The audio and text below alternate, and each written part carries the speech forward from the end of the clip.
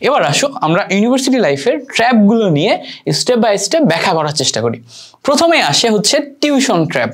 Tuition হচ্ছে university লাইফের একটা চমৎকার প্রফেশন, যেই প্রফেশনে টাকা পয়সা ইনকাম করা যায়। যারা একটা ভালো ইউনিভার্সিটিতে পড়ে তাদের তো বেশ ব্র্যান্ডিং থাকে, যেমন সাপোজ ধরো বুয়েট, ঢাকা ইউনিভার্সিটি, বুটেক্স, এগুলোর বেশ ভালো ব্র্যান্ডিং আছে, টিউশন মার্কেটে ডিমান্ড আছে। তুমি একটা টিউশন করে দেখা যাচ্ছে যারা খুব খারাপ পড়ায় তারা 6 থেকে 8 হাজার টাকা একটা টিউশন ইনকাম করতে পারে, যারা ভালো পড়ায় তারা 8 থেকে 15,000 বা কিছু কিছু ক্ষেত্রে 20,000ও একটা টিউশনে ইনকাম করতে পারে। সো আমার একটা বন্ধু আছে, ও পার টিউশনে 8 করে ইনকাম করে, ও 6টা টিউশন করে। সো 6 আর 48,000 টাকা ও মান্থলি টিউশন করে ইনকাম করে। সো এই 6টা টিউশনের জন্য ওকে কি করতে হয়, ডেইলি 3টা করে টিউশন করানো লাগে। সো ডেইলি ওকে 4 থেকে 6 ঘন্টা টিউশনে দেওয়া লাগে, 4 থেকে 6 ঘন্টা। সো সপ্তাহে 6 দিন ও প্রতিদিন 4 থেকে 6 ঘন্টা টিউশনে দেয়।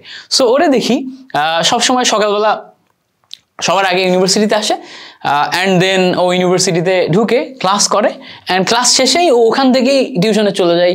ও অন্য কোনো কোথাও সময় দেয় না, ও সবসময় টিউশনই করায়, অ্যান্ড ও টিউশনের জন্য খুব দৌড়ের উপর থাকে। অ্যান্ড তুমি বলবা যে ভাইয়া খুব ভালো তো, 48,000 ইনকাম করে, ও যদি 20,000 টাকা মান্থলি খরচ করে, বাকি তারপরও 28,000 টাকা সেভ করতেছে, পার মান্থ 30,000 সেভ। সো ও 4 বছরে তো হিউজ পরিমাণ টাকা পয়সা সেভ করতে পারবে, 15 থেকে 20 লাখ টাকা সেভ করতে পারবে। এই টাকা দিয়ে ও চাইলে বিজনেসও করতে পারবে। Yes, he can do that.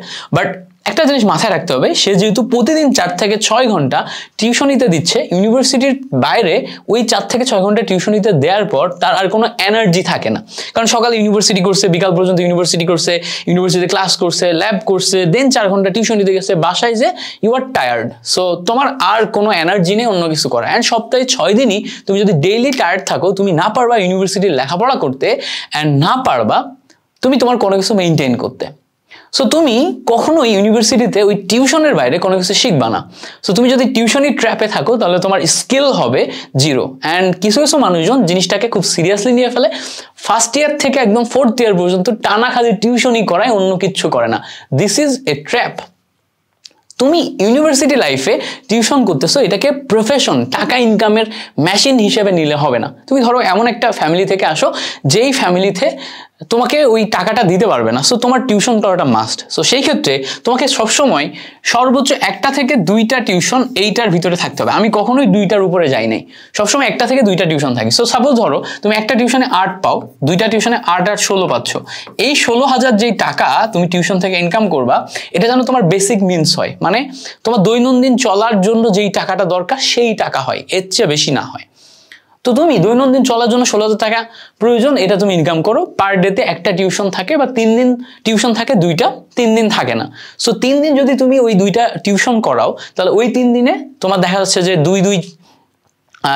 3 ঘন্টা তোমার নষ্ট হবে 3 দিনে। তো সপ্তাহে 3 6 18 ঘন্টা তুমি দিবা।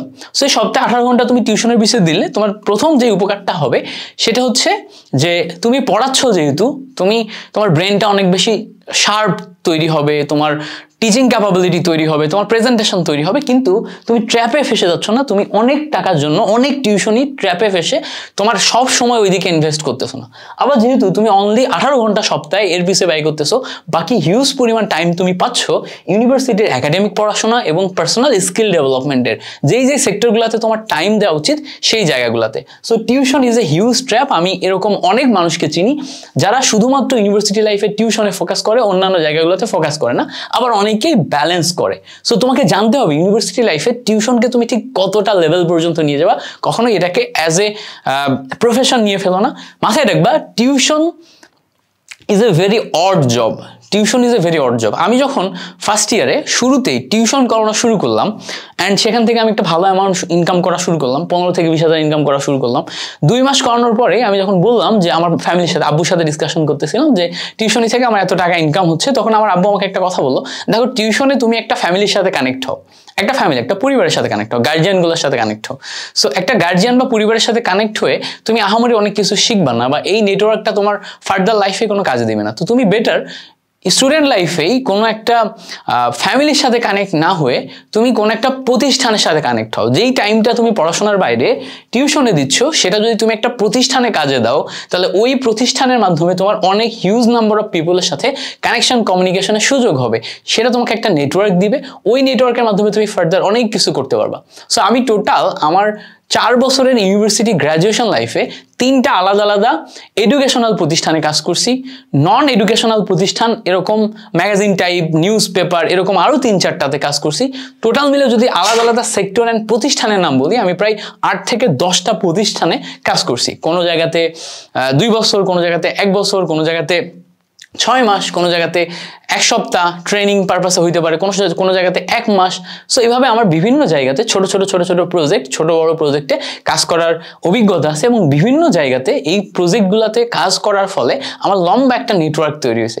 শুরুতে যখন আমি ফার্স্ট ইয়ারে ঢাকাতে আসছিলাম, তখন ঢাকাতে আমি কিছুই চিনতাম না, আমার কোনো ফ্রেন্ড ছিল না, জানতামও না কাউকে, শুধু ডিপার্টমেন্টে যে কয়েকজনের সাথে অনলাইনে পরিচয় ছিল তাদেরকে জানতাম। এখন দেখা যাচ্ছে ঢাকা শহরের যে কোনো একটা জায়গাতে যাও, ওই জায়গাতে যদি আমি চিন্তা করি যে এই জায়গাতে আমি কাকে চিনি, আমি কিন্তু ফোন দেওয়ার মানুষ পেয়ে যাচ্ছি, এই জায়গাতে আমি অমুক মানুষকে চিনি, আমি ফোন দিলেই তিনি আমার সাথে এখনই দেখা করার জন্য রাজি হয়ে যাবেন, অ্যান্ড তিনি আমাকে খুব ভালো জানেন। সো এগুলোকে বলা হচ্ছে personal network and communication. So তুমি যখন একটা প্রতিষ্ঠানে পড়বা, তখন এই টিউশনিতে না জড়ায় তোমাকে হচ্ছে একটা প্রতিষ্ঠানের সাথে কানেক্টেড হইতে হবে।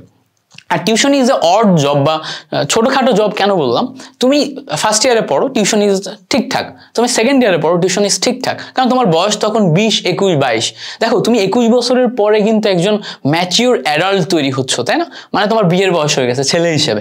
সো যখন তুমি বিয়ের বয়স হয়ে যাওয়া একজন প্রাপ্তবয়স্ক মানুষ হয়ে গেছো, তোমার ভিতরে একটা ম্যাচিউরিটি চলে আসছে, তখন একটা ফ্যামিলির সাথে কানেক্ট হওয়া, একটা পরিবারের বাসায় যে টিউশন করা, এই জিনিসপত্রগুলো না মানে খুব বেশি যে সম্মানের ব্যাপারটা আমি এটা বলবো না। বা তুমি একটা 6-7 স্টুডেন্ট পড়াচ্ছ, 9-10 স্টুডেন্ট পড়াচ্ছ, 11-12 স্টুডেন্ট পড়াচ্ছ, বাসায় যে পড়াচ্ছ, জিনিসটা না খুব বেশি সম্মানের না। এবং অনেক ফ্যামিলি অনেক বেশি হচ্ছে রুডও হয়, অনেক ফ্যামিলি, অনেক গার্জিয়ান রুড ব্যবহার করে, অনেক মানুষ অনেক ধরনের উল্টাপাল্টা আচরণ করে, অনেক ফ্যামিলিতে অনেক তোমার ইথিক্যাল প্রবলেম আছে, স্টুডেন্টের সাথে প্রবলেম হয়, যেগুলো খুবই মানে নন প্রফেশনাল এনভায়রনমেন্ট।